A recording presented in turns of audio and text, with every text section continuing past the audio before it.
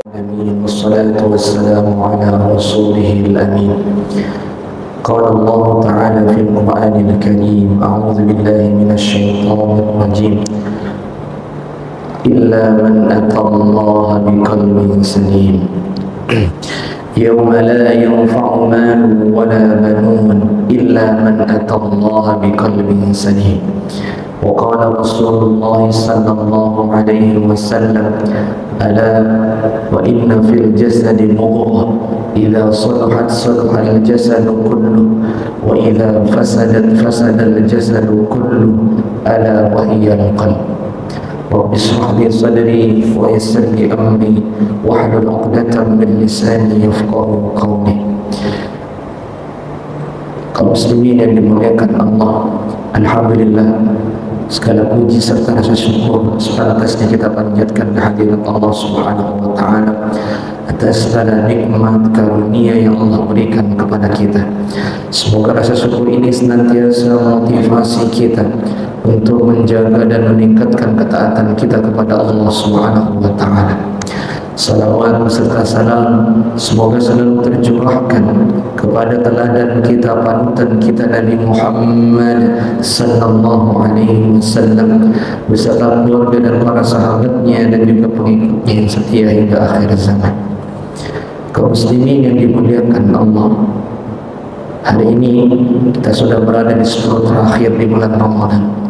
Semoga Allah Subhanahu wa taala berikan kemampuan, kemudahan bagi kita untuk bisa meneladani Rasulullah, untuk bisa mencontoh beliau, di mana beliau begitu bertambah semangatnya dalam beribadah kepada Allah, begitu semangatnya beliau dalam mendekatkan dirinya kepada Allah Subhanahu wa taala, wabil khusus di 10 hari terakhir di bulan Ramadan.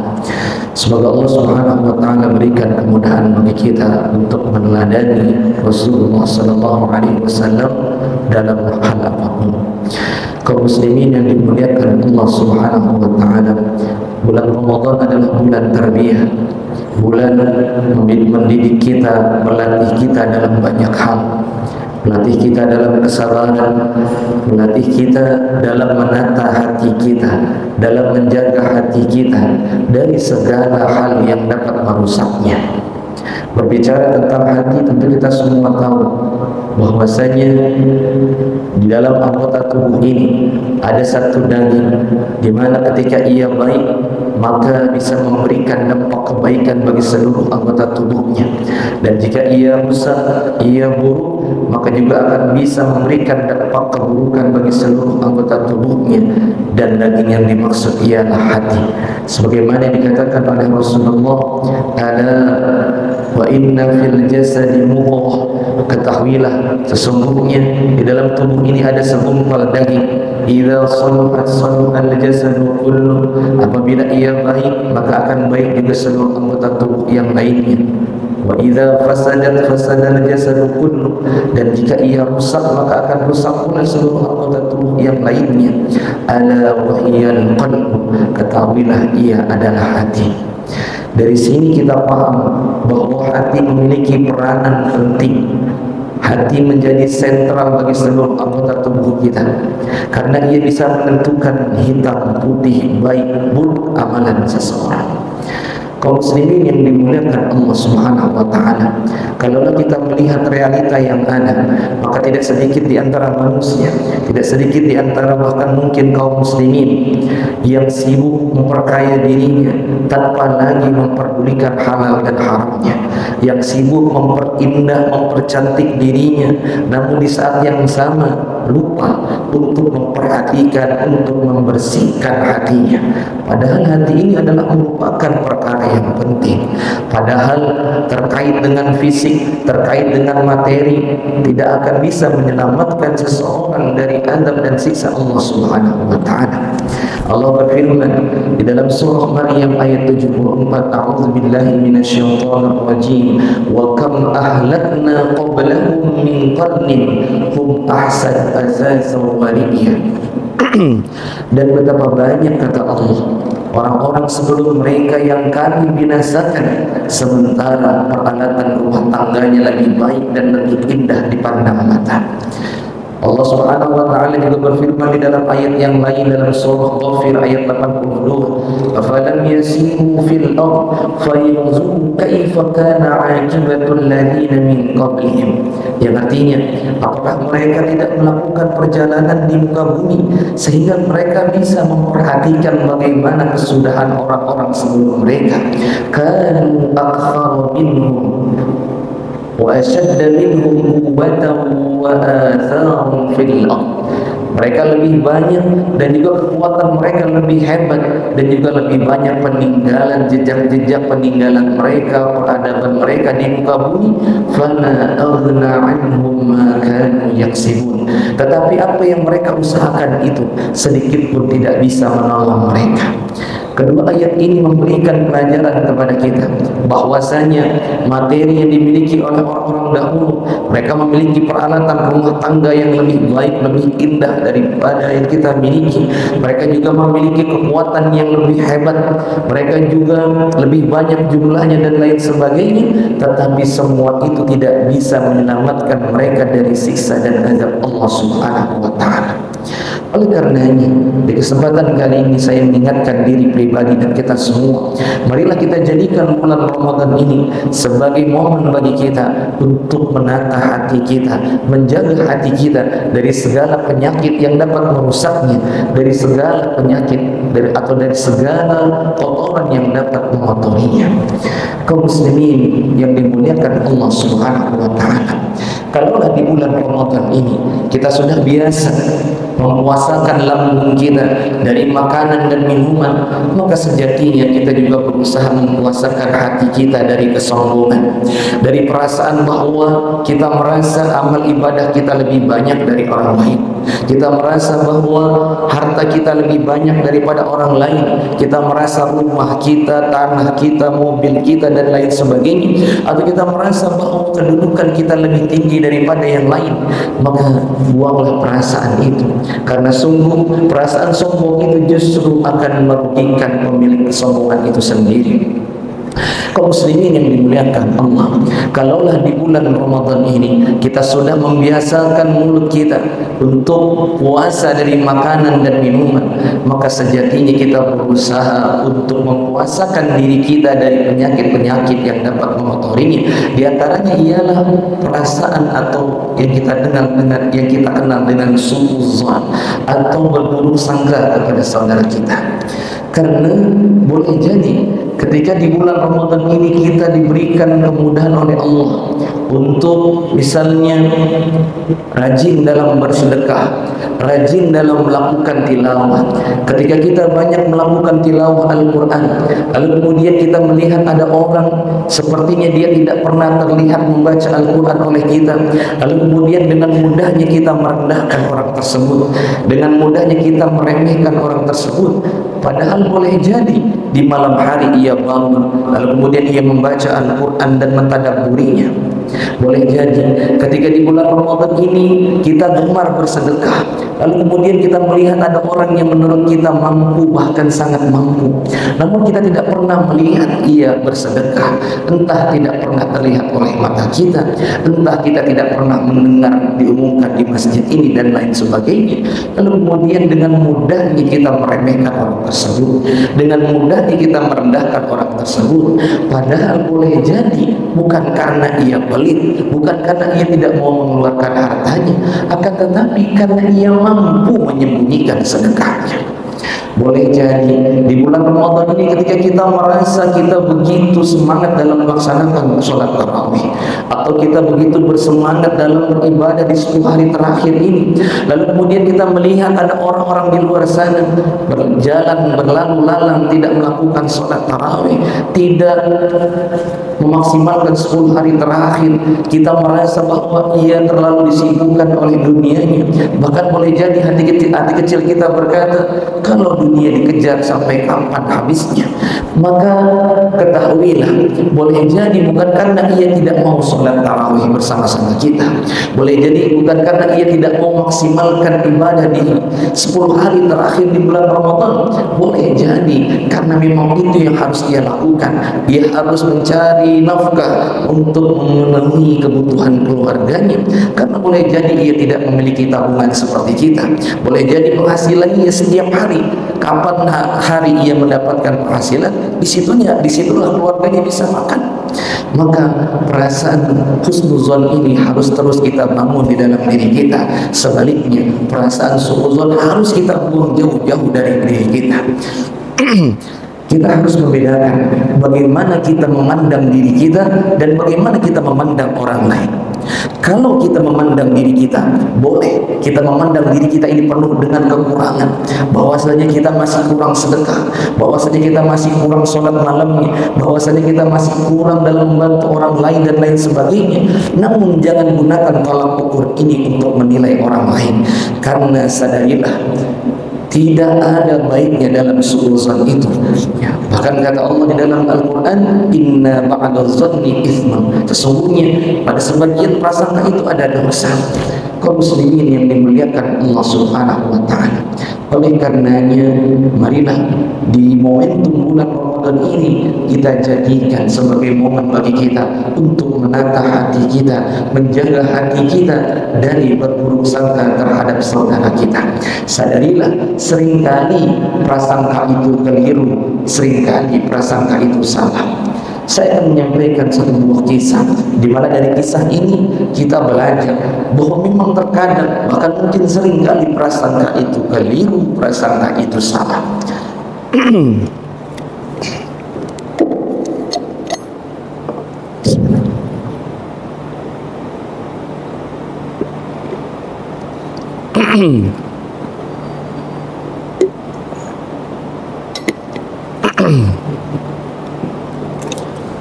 Kaum muslimin yang dimuliakan Allah, peristiwa ini terjadi pada masa kekhalifahan Turki Utsmani, itu tepatnya pada masa Sultan Murad. Disebutkan dalam sebuah tulisan, suatu ketika Sultan Murad sedang memeriksa, melihat keadaan kaumnya, atau mungkin yang kita kenal di zaman sekarang ini ialah belusukan. Namun tentu apa yang dilakukan oleh Sultan Murad bukan untuk pencitraan, akan tetapi ia ingin melihat bagaimana kondisi rakyatnya. Maka kemudian ia pun mulai berjalan-jalan di tengah rakyatnya bersama orang-orang kepercayaannya. Maka saat itu Sultan Murad mendapati ada seorang mayit laki-laki di tengah jalan. Sementara saat itu orang berlalu lalang, tidak memperdulikan, tidak menghiraukan mayit ini. Tidak ada yang membawanya untuk dimandikan atau kemudian untuk disolatkan dan juga dikuburkan. Maka kemudian saat itu Sultan Murad memanggil orang-orang yang ada di sekitarnya. Dan saat itu orang-orang tidak tahu bahwa orang yang memanggilnya adalah merupakan Sultan, merupakan pemimpin mereka. Maka kemudian kata Sultan, ta'alau, hai kemarilah. Qalu madza turid. Kemudian orang-orang berkata, apa yang kau inginkan? Maka kemudian Sultan mengatakan, limadza hadzal rajul mayyit la ahadun yahmilu. Kenapa tidak ada seorang pun yang membawa laki-laki mayit laki-laki ini untuk kemudian dimandikan, untuk kemudian disolatkan, untuk kemudian dikuburkan? Kemudian orang-orang mengatakan, hadza fulanuz zindiq syaribul khamr az-zani. Kata orang-orang, ini adalah seorang yang zindiq, seseorang yang sangat kotor, seseorang pendosa, seseorang yang jauh dari Allah Subhanahu wa taala, peminum khamr, pezina dan lain sebagainya. Lalu kemudian Sultan mengatakan, alaysa huwa min ummati Muhammadin? Bukankah ia termasuk umatnya Nabi Muhammad sallallahu alaihi wasallam? Maka kemudian Sultan mengatakan, fahmiluhu ma'i ila baiti. Maka bawalah orang ini bersamaku menuju rumahnya.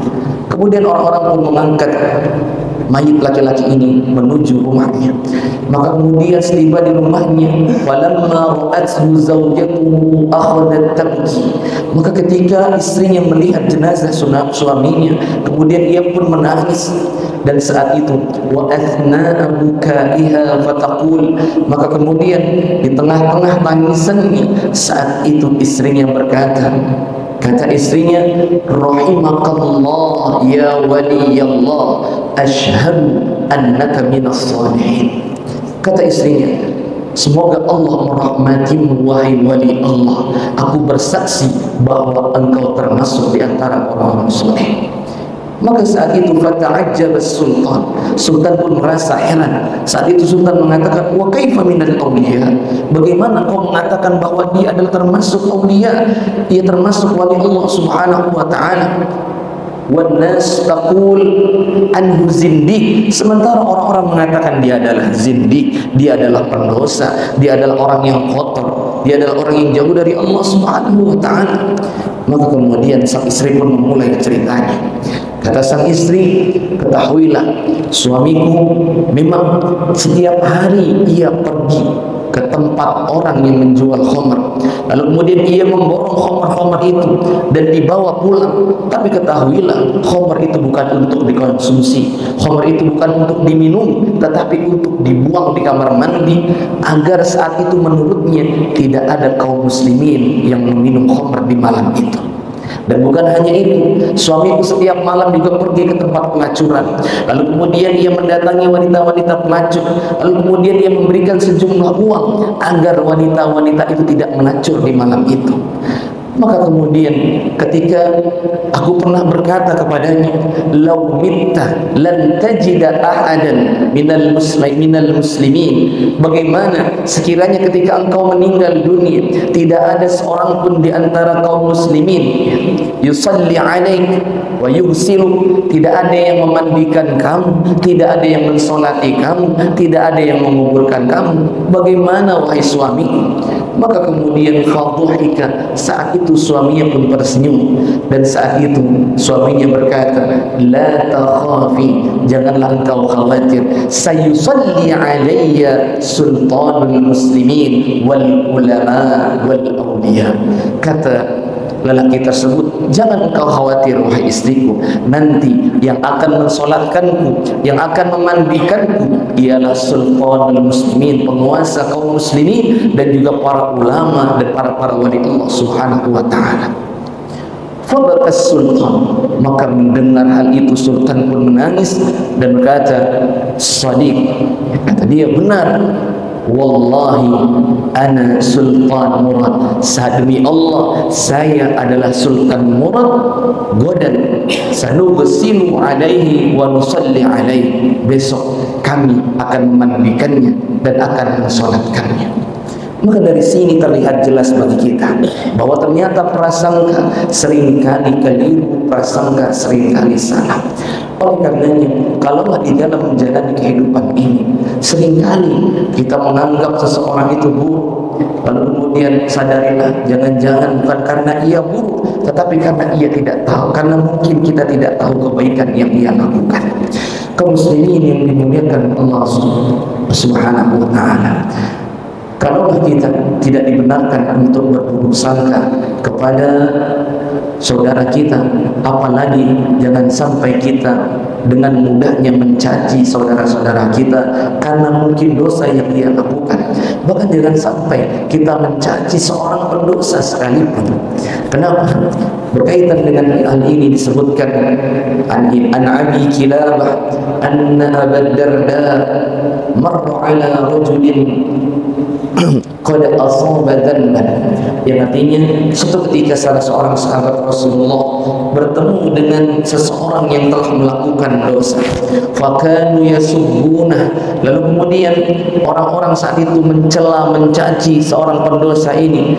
Maka kemudian Abu Darda pun berkata, ara'aitum law wajadtumuhu fi qalibin ay fil bi'r, yang artinya bagaimana pendapatmu kalau sekiranya kamu mendapati orang tersebut berada di dalam sumur, alam taqumu mustakhrijih, bukankah engkau akan menyelamatkannya, bukankah engkau akan mengeluarkan ia dalam sumur?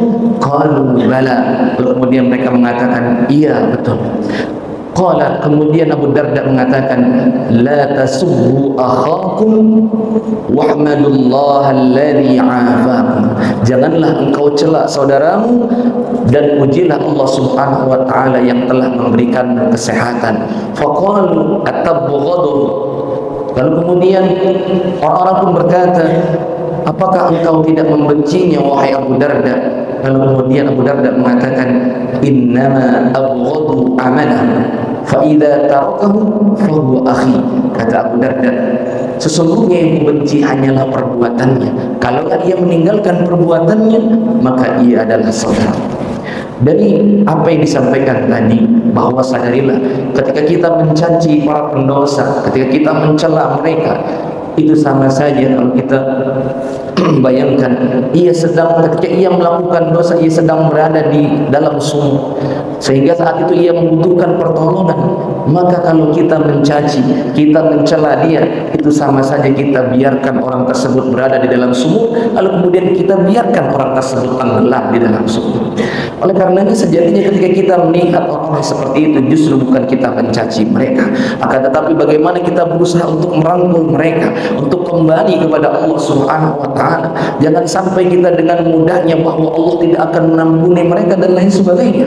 Wal iyadu billah. Kenapa kita tidak dibenarkan untuk mencaci para pendosa?